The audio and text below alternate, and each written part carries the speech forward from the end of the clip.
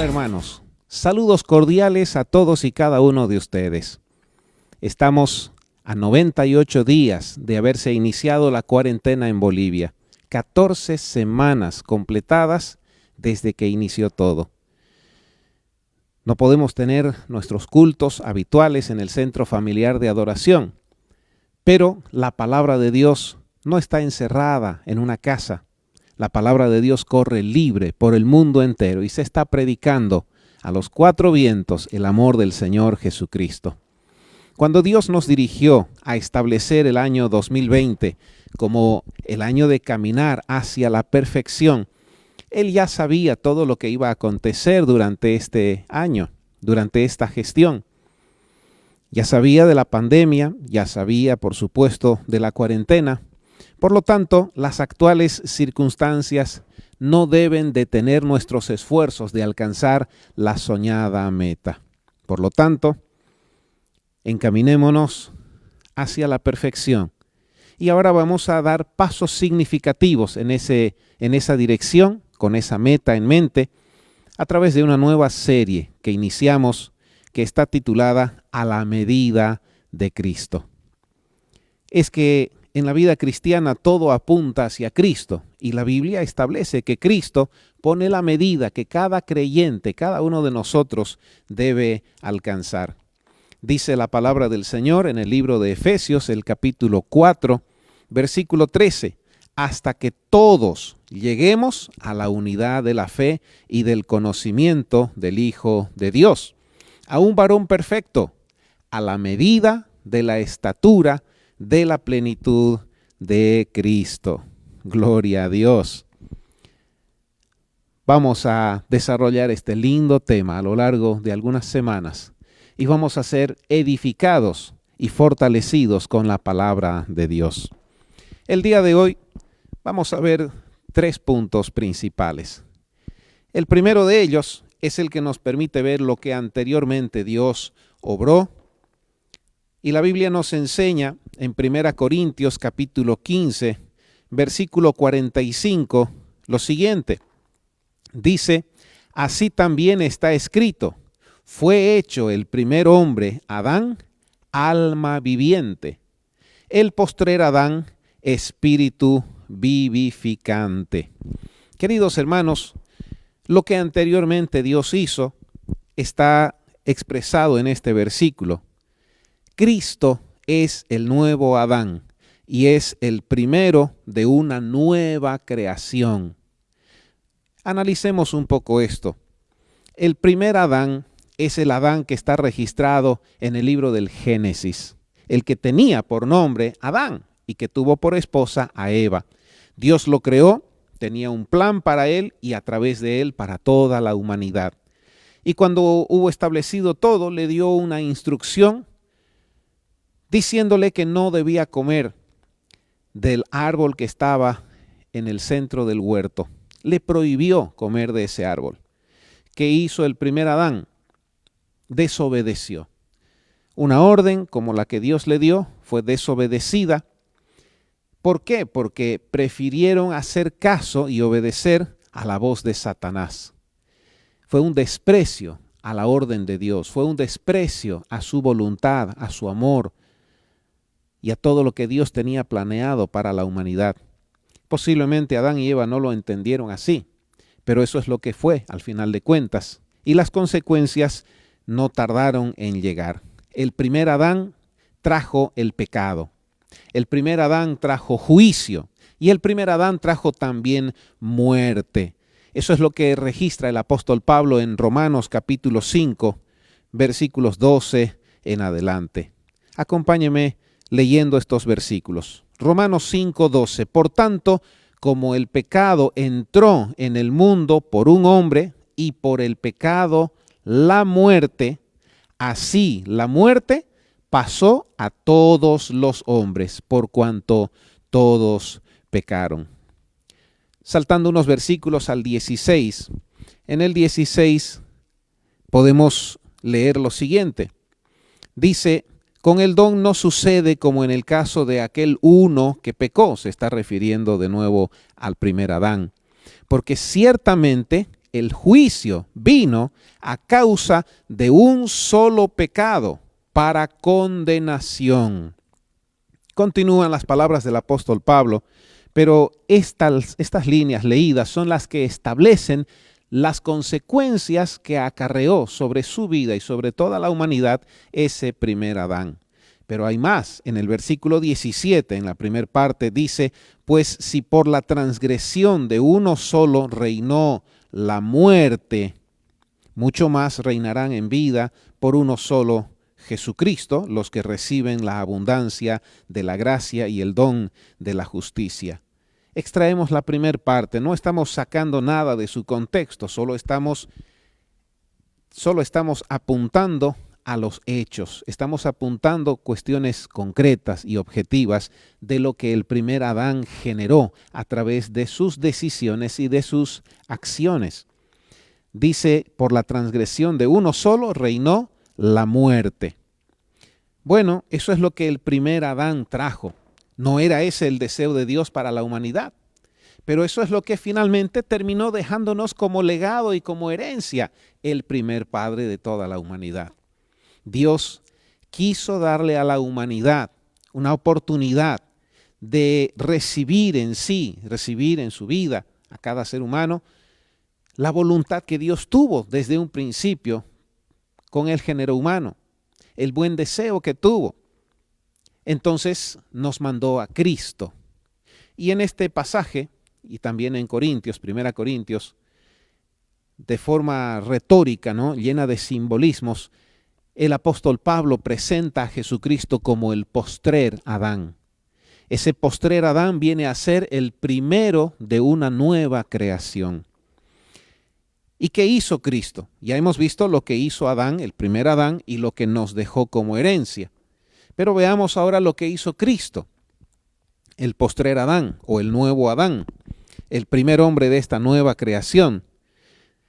El postrer Adán, Cristo, trajo la gracia. El postrer Adán, Cristo, trajo la justificación y la vida eterna. Eso es lo que nos trajo el Señor Jesucristo. Gracia, justificación y vida eterna. Por un momento pongámoslo en comparación. El primer Adán nos trajo pecado, justicia y muerte. Pero el segundo Adán nos trajo gracia, justicia y vida eterna. ¡Qué diferencia significativa! Son cosas diametralmente opuestas las que nos dejaron estos dos varones.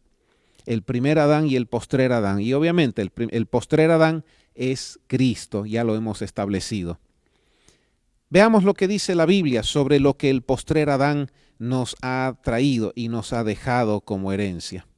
En Romanos capítulo 5, versículos 15 al 17, encontramos nosotros las siguientes declaraciones.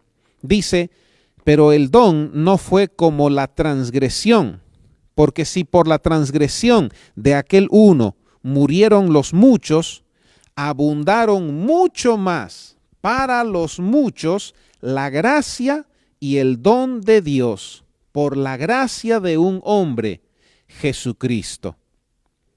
El 16.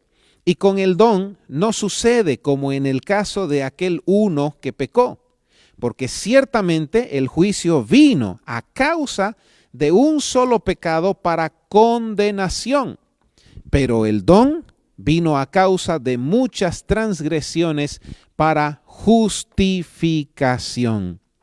Pues si por la transgresión de uno solo reinó la muerte, mucho más reinarán en vida por uno solo, Jesucristo, los que reciben la abundancia de la gracia y del don de la justicia. Permítame explicarle un par de las palabras que estamos leyendo en estos pasajes, en estos versículos. La primera palabra que debemos explicar es la gracia. La gracia, en este contexto, habla de la buena voluntad de Dios, habla de su misericordia y del favor que estuvo dispuesto y que está dispuesto a hacerle al género humano, que el género humano no se ha ganado. El género humano no se merece ese favor de Dios y tiene que ver con su perdón. No hemos hecho ningún mérito para ganarnos el perdón de Dios. No tenemos derechos para exigir que Dios nos perdone. ¿Por qué? Porque hemos transgredido las leyes de Dios. Hace un momento leíamos el versículo en el que está establecido que Adán pecó y nos heredó el pecado. Ese pecado original ha sido transmitido generación tras generación a todo el género humano. Y claramente dice la Biblia, por cuanto todos pecaron. Pero Dios, viendo la triste situación del ser humano, el ser humano sin Dios está sin esperanza en este mundo.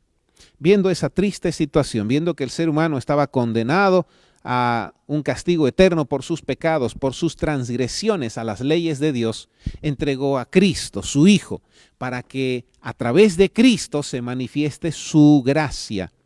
Y aquí es donde entramos a explicar la segunda palabra, que es justificación.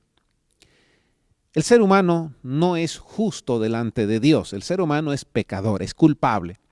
Sin embargo, cuando vino el Hijo de Dios y dejando toda su gloria y toda su realeza, toda su divinidad, tomó, dice la Biblia, forma de hombre. Y no solo forma, sino se hizo hombre completamente, 100% hombre. De manera que vivió una vida como un ser humano.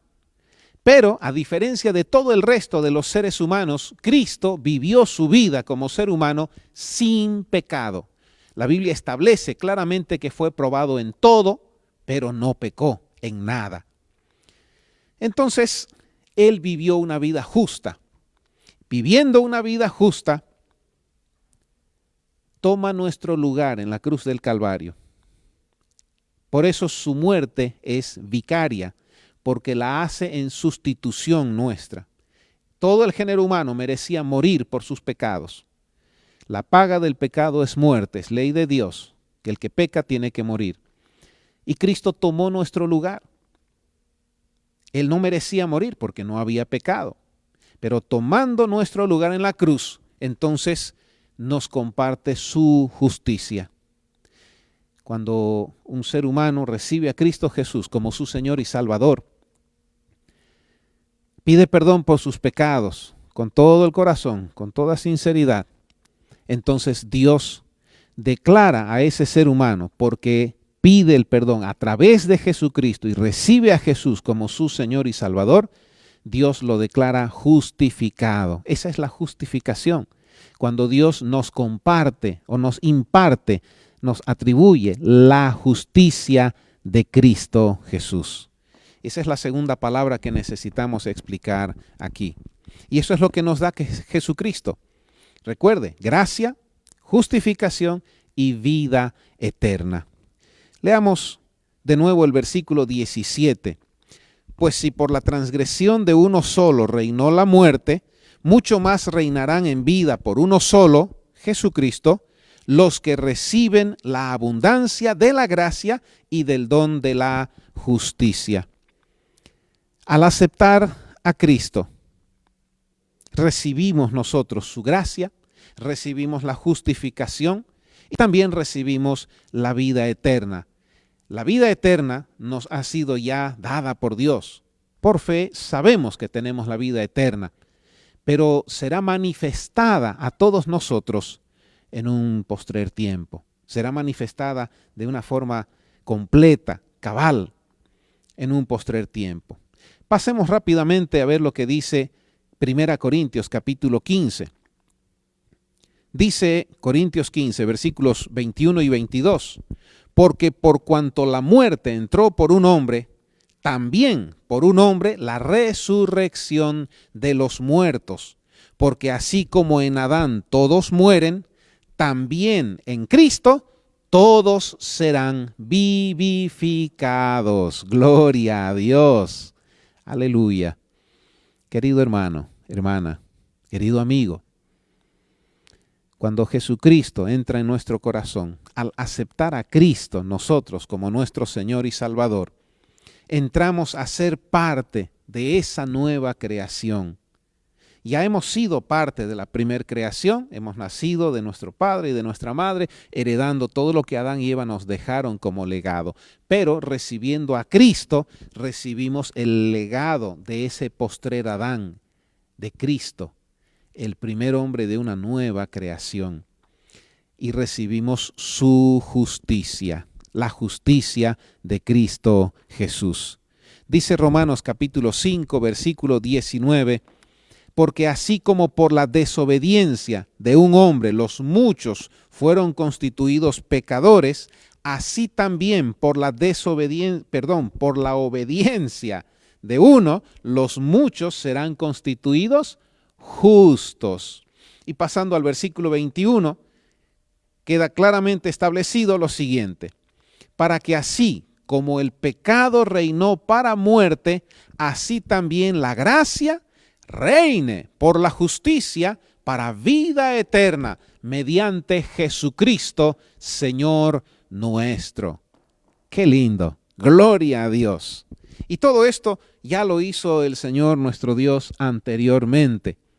Ha ido preparando todo para que usted y yo, en la actualidad, podamos disfrutar algunas cosas que Él ha preparado para nosotros. Y con eso entramos a nuestro segundo punto, lo que actualmente está haciendo Dios. Actualmente, Cristo es el modelo de persona para todo creyente. Sí, Cristo es el modelo.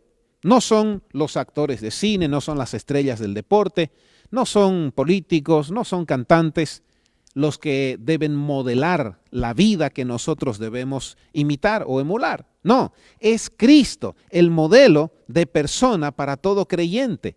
La Biblia pone a Cristo como la medida que todo creyente debe alcanzar. Lea conmigo Efesios capítulo 4, versículos 11 al 13, por favor.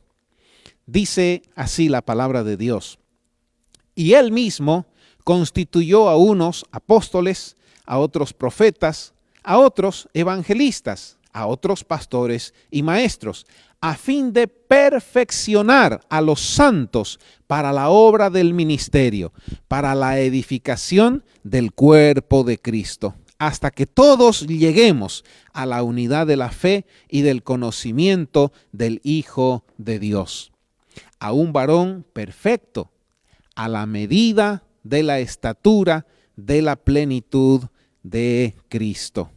Qué hermoso, qué lindo. Oh, mi hermano, ¿se da cuenta cómo Cristo es la medida que todo creyente debe alcanzar? Cristo pone el nivel al cual todos los cristianos debemos aspirar a llegar y el nivel por el cual debemos trabajar y esforzarnos en alcanzar. Les recuerdo el lema de este año: hacia la perfección. Hacia allá vamos, para ser como Cristo. Amén. Bendito sea Jesús. Así que Cristo, el modelo de toda persona, de todo creyente, y la medida que debemos alcanzar, así lo ha establecido Dios. Así lo ha establecido Dios. Como Cristo vivió una vida perfecta, Él vivió la vida sin pecado, agradó a Dios, le complació en todo sentido, en todas las áreas de su vida. Por lo tanto, Dios ha establecido al Señor Jesucristo como el modelo para toda persona. Y todo creyente, todo hijo de Dios debe imitar a Cristo. Debe ser como Cristo, que agradó y complació a Dios en todo. Por lo tanto, Dios constituyó ministerios. Y con esto vamos a leer de nuevo el versículo 11. Dice: Él mismo constituyó a unos apóstoles, a otros profetas, a otros evangelistas, a otros pastores y maestros. Es Dios el que establece los ministerios. No es una cuestión humana. En el ministerio no hay un factor de vocación.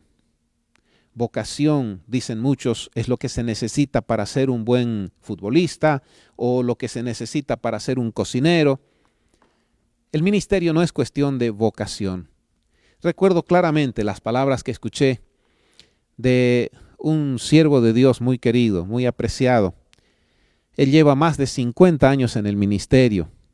Tiene una vida ejemplar, una vida cristiana ejemplar, una vida ministerial, una persona brillante. Yo no sé cuántos títulos ha cosechado ya, es muy estudioso, tiene un doctorado, varias maestrías, una persona dedicada al estudio, un académico. Estaba contándonos su testimonio en un campamento hace ya algunos años atrás, un campamento nacional de jóvenes en la ciudad de Sucre.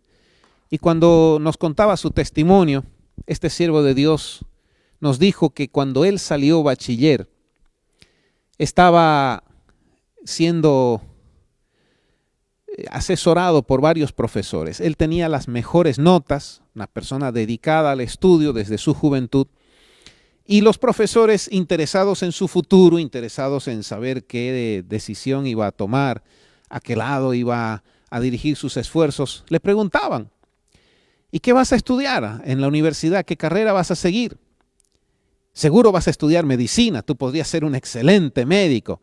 No, seguro tú vas a estudiar física, podrías ser un científico y un calculista impresionante, o un matemático muy destacado. El mundo estaría contento con los aportes que tú podrías dejarle. Pero este joven les respondía diciendo: no, yo no voy a estudiar ninguna ciencia exacta, no voy a estudiar medicina, yo voy a estudiar teología, porque Dios me ha llamado al ministerio. Él quiere que sea misionero. Y después de varias veces que el profesor de matemáticas le preguntó y él recibió la misma respuesta, lo tomó aparte y quiso darle una exhortación. Le dijo: muchacho, tú tienes mucho potencial. ¿Cómo se te ocurre desperdiciar tu potencial en el evangelio misionero?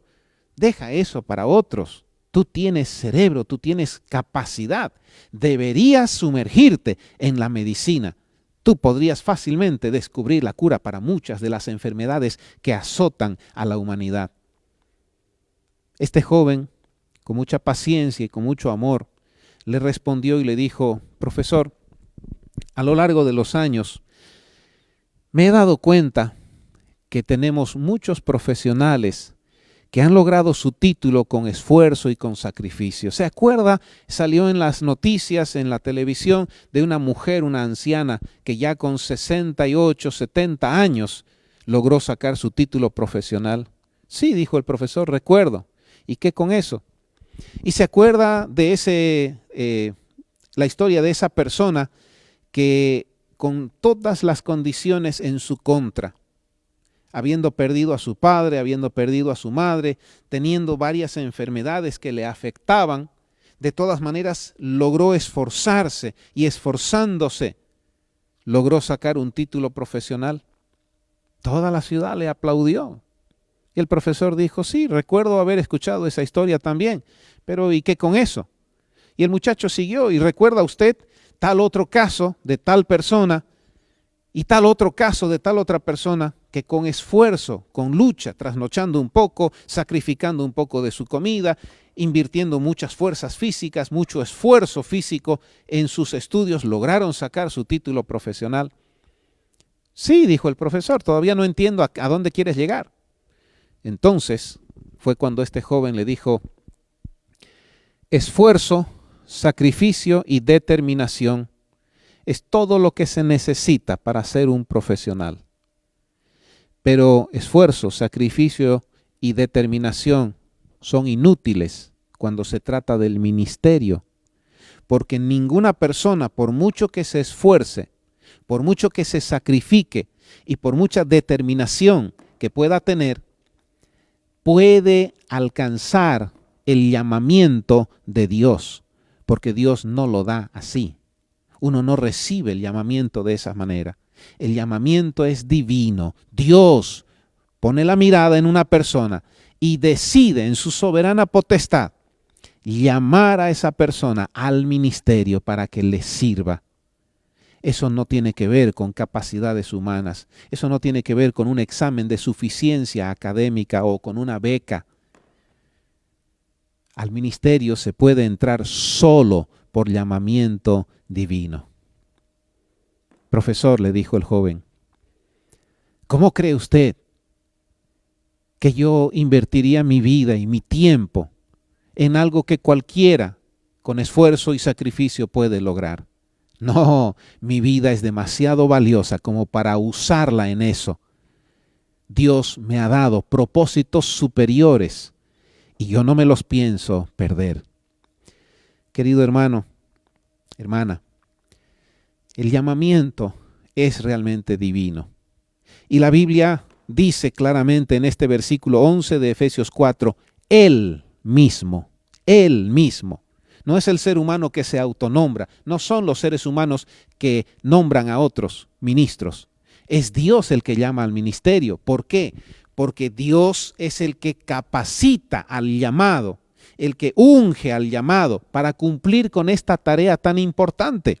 ¿Cuál es esa tarea tan importante? Bueno, que los ministros que ejercen los ministerios dados por Dios perfeccionen a los creyentes, a los que son parte del cuerpo de Cristo, para que siendo perfeccionados, siendo instruidos, siendo edificados espiritualmente con la Biblia, con la palabra de Dios, la sana doctrina, guiados en el camino de Dios, esos creyentes lleguen a ser como Jesús, que alcancen la medida de Cristo. Se requiere de personas que se sumerjan en la palabra de Dios, que la conozcan, que vivan una relación profunda e íntima con Dios para guiar a todos los demás a el nivel que Dios ha puesto como meta para todos nosotros, la medida de Cristo. El versículo 12 complementa todo esto diciendo, a fin de perfeccionar a los santos para la obra del ministerio, para la edificación del cuerpo de Cristo. Y el versículo 12 que menciona esto de perfeccionar a los santos, me recuerda las palabras del apóstol Pablo, cuando se dirigía a los Gálatas y les decía, hijitos míos, por quienes vuelvo a sufrir dolores de parto, hasta que Cristo sea formado en vosotros. Hasta que Cristo sea formado en vosotros. Pablo sabía lo que era el ministerio. Por supuesto, él entendía perfectamente bien de qué se trataba el ministerio. Y él estaba trabajando duro para lograr la meta que Dios le había establecido, que los creyentes en Cristo crezcan, sean instruidos, sean corregidos, sean fortalecidos, hasta que Cristo sea formado en ellos. Aleluya, gloria a Dios. La meta final es la unidad de la fe y el conocimiento del Hijo de Dios. Está establecido en el siguiente versículo, el versículo 13. Dice, hasta que todos lleguemos a la unidad de la fe y del conocimiento del Hijo de Dios, a un varón perfecto, a la medida de la estatura de la plenitud de Cristo. Gloria a Dios. Esa meta final es la madurez cristiana, la perfección de la que hemos venido hablando desde el principio y que es nuestro lema para todo este año. Debemos aprenderla de Cristo, de su vida, de sus enseñanzas. Debemos aprenderla de su ejemplo. Claro que sí. Cuando la alcancemos, seremos, todos los creyentes, un varón perfecto. Seremos cristianos perfectos, hombres y mujeres perfectos, y estaremos a la medida de la estatura de la plenitud de Cristo, lo cual es totalmente posible con la ayuda del Espíritu Santo, porque nos ha sido dado para ayudarnos, para potenciarnos en esa misión, en esa tarea. Ser como Cristo. Él vino para formar a Cristo en nosotros. Aleluya, gloria a Dios. Todos nosotros hoy necesitamos caminar firmes, siguiendo las pisadas de Cristo. Todos nosotros hoy debemos ser edificados, ser fortalecidos. Todos los creyentes necesitamos ser fortalecidos en nuestra fe, ser instruidos en nuestra fe. Para eso Dios nos da a los ministerios. Todos debemos estar bajo la enseñanza, bajo la supervisión de un ministro. Por eso la Biblia dice que no debemos dejar de congregarnos, que debemos ser obedientes a nuestros pastores, porque están para formar a Cristo en nosotros. Bendito sea Dios. Eso lo necesitamos todos. Y no debemos eludir esa formación, no debemos eludir o esquivar esa instrucción que los ministros de Dios nos dan. Al contrario, debemos ser receptivos a su enseñanza, receptivos a su instrucción, también receptivos a su corrección, porque lo hacen conforme a la Biblia y con el amor de Dios.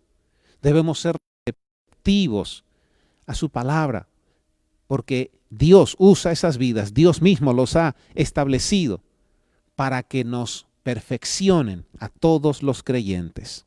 Bendito sea Cristo Jesús. En tercer y último lugar, veamos lo que posteriormente va a acontecer. Ya hemos visto lo que anteriormente hizo Dios, lo que actualmente está haciendo. Veamos ahora lo que posteriormente va a ocurrir. Dice la Biblia que así como trajimos la imagen del primer Adán, ese primer hombre que estuvo en el huerto de Edén, los que recibimos a Cristo traeremos también la imagen del postrer Adán, es decir, de Cristo. Sí, es una promesa que Dios nos da a través de su palabra. Acompáñenme en la lectura de 1 Corintios capítulo 15, versículos 47 al 49. 1 Corintios capítulo 15, ya le dije, versículos 47 al 49, dicen: el primer hombre es de la tierra, terrenal. El segundo hombre, que es el Señor, es del cielo. Cual el terrenal, también los terrenales. Y cual el celestial, también los celestiales. Así como hemos traído la imagen del terrenal, traeremos también la imagen del celestial. Gloria a Dios. Eso es lo que vendrá posteriormente para todo cristiano, todo creyente con Cristo en su corazón. Esa imagen, la imagen del Cristo celestial, nos será dada posteriormente. La recibiremos cuando estemos yendo camino a la patria celestial. También lo enseña la Biblia en los versículos siguientes a los que ya hemos leído. 1 Corintios capítulo 15, versículos 50 al 53 nos dicen: pero esto digo, hermanos, que la carne y la sangre no pueden heredar el reino de Dios, ni la corrupción hereda la incorrupción. Me detengo un momentito en la lectura para explicar que se está refiriendo al cuerpo humano. La carne y la sangre no pueden heredar el reino de Dios, ni la corrupción hereda la incorrupción. Este cuerpo humano que todos tenemos está corrompido por el pecado. Envejece, se enferma y finalmente se muere. Esa es la evidencia contundente de la corrupción que el pecado ha generado en nuestro cuerpo. Cuando Dios creó al hombre, no lo creó ni para que envejezca, ni para que se enferme, ni para que se muera. El plan original era que viva por siempre. El pecado trajo sus consecuencias y ya las hemos explicado en las lecturas, luego de las lecturas bíblicas que hemos hecho. La paga del pecado es muerte. El pecado corrompió nuestros cuerpos, pero el Señor va a generar una transformación.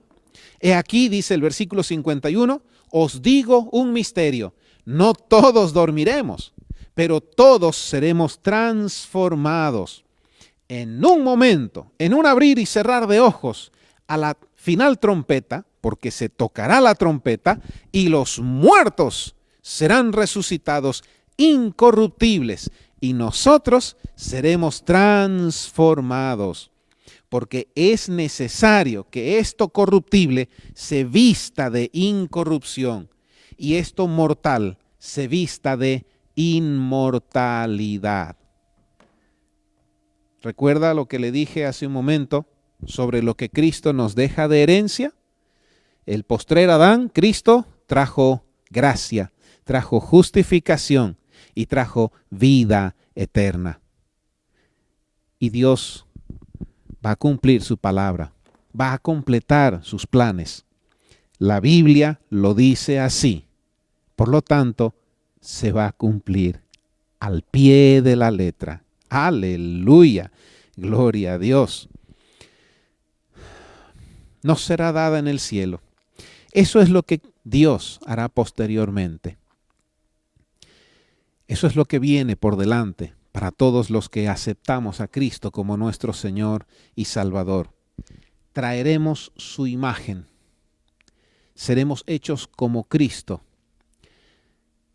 Cuando leemos en los evangelios las porciones evangelistas de la resurrección de Cristo y cómo era Cristo ya resucitado, encontramos que el Señor Jesucristo no tenía el mismo cuerpo anterior a su muerte, a su crucifixión. Era diferente. Los evangelios nos mencionan detalles asombrosos acerca de este nuevo cuerpo de Jesús. Era un cuerpo que irradiaba un resplandor. Tenía un resplandor, había una luz en ese cuerpo. Era un cuerpo nuevo, era un cuerpo glorificado. Así Dios nos hará a todos nosotros, los que deseamos ser como Cristo y los que caminamos hacia la perfección, tratando de ser como Cristo, esforzándonos por aprender de Cristo, nuestro Señor y Salvador. Gloria a Dios por rescatarnos del pecado y de la muerte y por darnos una nueva naturaleza, la de Cristo, la naturaleza de Jesús. Ahora seamos como Él. En esta serie que estamos iniciando, nos estamos interiorizando en este estudio para ser como Él, para aprender de Él, para vivir como Él, para andar como anduvo Jesús. Conozcamos cómo fue Jesús, conozcamos su humildad, su perdón, conozcamos sobre su vida de oración y cómo adoraba el Señor Jesucristo. Estudiemos su intimidad con Dios para tener nosotros también esa intimidad. Estudiemos su compañerismo con las personas a su alrededor, porque Cristo tiene que ser formado en nosotros. La gente tiene que poder identificar a Cristo en nosotros. Amén. Aprendamos de su obediencia. Oh, qué lindo va a ser todo este tiempo que vamos a invertir en estudiar este tema. Es un gran tema que vamos a tener que cortarlo por pedazos. No podemos abordarlo en un solo sermón. Así que, hermanos queridos, tomados de la mano del Señor, enamorados de Cristo Jesús, aprendamos de Él y lleguemos a la medida de Cristo. Ore conmigo y permítame orar por usted, por favor. Querido Dios y Padre nuestro, en el nombre poderoso de Jesucristo, tu Hijo, te damos gracias en esta mañana por tu santa palabra que nos enseña sobre Jesús, nos enseña todo lo que nosotros necesitamos saber acerca de Jesucristo, tu Hijo, el postrer Adán. Gracias por darnos a Jesús, para que sea el primer hombre de una nueva creación, para que sea el primero de un nuevo linaje, Señor, y que todos los que pongamos nuestra fe en Él, recibiéndole como Señor y Salvador, podamos ser transformados de nuestra vida de pecado a una vida de santidad. Podamos ser transformados de una vida sin esperanza a una vida llena de esperanza.